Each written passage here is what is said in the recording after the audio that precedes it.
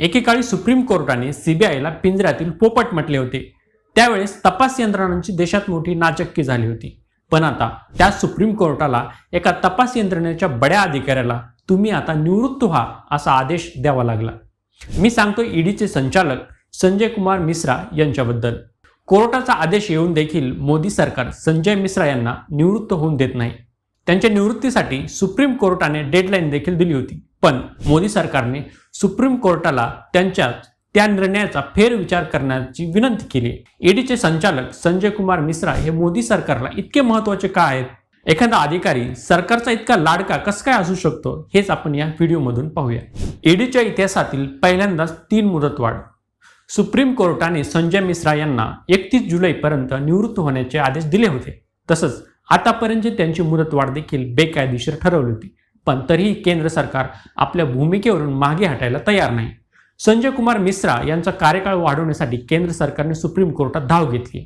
तसं पाहिलं तर ईडीच्या इतिहासात संचालक पदाच्या कार्यकाळानंतर 3 अतिरिक्त मुदतवाढ मिळवणारे हे पहिलेच अधिकारी आहेत।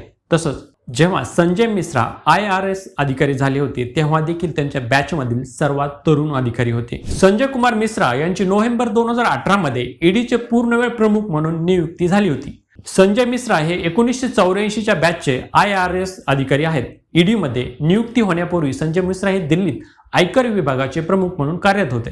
ऑक्टोबर 2018 मध्ये त्यांची ईडीचे संचालक म्हणून नियुक्ती केली होती। मे 2020 मध्ये वयाची 60 वर्ष पूर्ण केल्यानंतर देखील केंद्र सरकारने त्यांना 1 वर्षाची मुदतवाढ दिली होती। संजय मिश्रा यांच्यासाठी अध्यादेश। पूर्वी ईडी आणि सीबीआयच्या संचालकांचा कार्यकाळ 2 वर्षाचा होता, पण संजय कुमार मिश्रा यांच्यासाठी केंद्र सरकारने एक अध्यादेश काढून ईडी आणि सीबीआयच्या संचालकांचा कार्यकाळ 5 वर्षाचा केला। 2020 मध्ये पहिल्यांदा मुदतवाढ मिळाली। 2020 मध्ये केंद्र सरकारने त्यांना प्रथम 1 वर्षाची मुदतवाढ दिली होती। त्यावेळी त्यांना 18 नोव्हेंबर 2021 पर्यंतची मुदतवाढ देण्यात आली होती। त्यानंतर 2021 मध्ये त्यांचा कार्यकाळ संपण्याच्या 1 दिवस आधी त्यांना पुन्हा सेवेत मुदतवाढ देण्यात आली। ही त्यांची दुसरी वेळ होती। त्याचवेळी 17 नोव्हेंबर 2022 रोजी संजय कुमार मिश्रा यांची दुसरी मुदतवाढ संपण्यापूर्वीच तिसरी मुदतवाढ दिली होती, म्हणजेच 18 नोव्हेंबर 2022 ते 18 नोव्हेंबर 2023 अशी होती। तिसऱ्यांदा ईडीच्या संचालकांना मुदतवाढ दिल्यानंतर सुप्रीम कोर्टात अनेक याचिका दाखल झाल्या होत्या। त्यानंतर सुप्रीम कोर्टाने त्यांची मुदतवाढ बेकायदेशीर ठरवत 31 जुलै 2023 पर्यंत निवृत्त व्हा असे आदेश दिले होते। संजय कुमार मिश्रा हे मोदी सरकारला इतके महत्त्वाचे का? सध्या देशभरात ईडी करून अनेक मनी लॉन्ड्रिंगच्या प्रकरणाचा तपास सुरू आहे। अशी गुंतागुंतीची प्रकरणे हाताळण्यासाठी संजय मिश्रा यांच्यासारखा अनुभवी अधिकारी हवा असे केंद्र सरकारने सुप्रीम कोर्टात म्हटले आहे। गेल्या काही वर्षात विरोधी पक्षातील अनेक नेत्यांवर ईडी आणि सीबीआयच्या धाडी पाडल्या आहेत।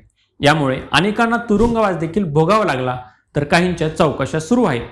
ईडी आणि सीबीआयच्या धास्तीने अनेकांनी सत्ताधारी पक्षांची वाट धरली।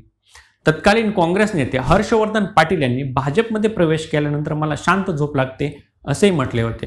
विरोधी विचारांचे राज्य सरकार पाडण्यासाठी ईडी आणि सीबीआयचा वापर केला जातो असा विरोधी पक्षांचा आरोप आहे। त्यामुळे गेल्या काही वर्षातील ईडीच्या वाढलेल्या धाडी आणि संजय कुमार मिश्रा यांच्या मुदतवाढीचे काही कनेक्शन आहे का असा प्रश्न सर्वसामान्यांना नक्कीच पडू शकतो। अशाच प्रकारचे नवनवीन व्हिडिओ पाहण्यासाठी लेट्सअपच्या YouTube चॅनलला सबस्क्राईब करा आणि फेसबुक आणि इंस्टाग्रामवरती फॉलो करा। हा व्हिडिओ तुम्हाला कसा वाटला हे आम्हाला नक्की कळवा। अशाच प्रकारचे नवनवीन व्हिडिओ पाहण्यासाठी लेट्सअपच्या YouTube चॅनलला सबस्क्राईब करा आणि फेसबुक आणि इंस्टाग्रामवरती फॉलो करा।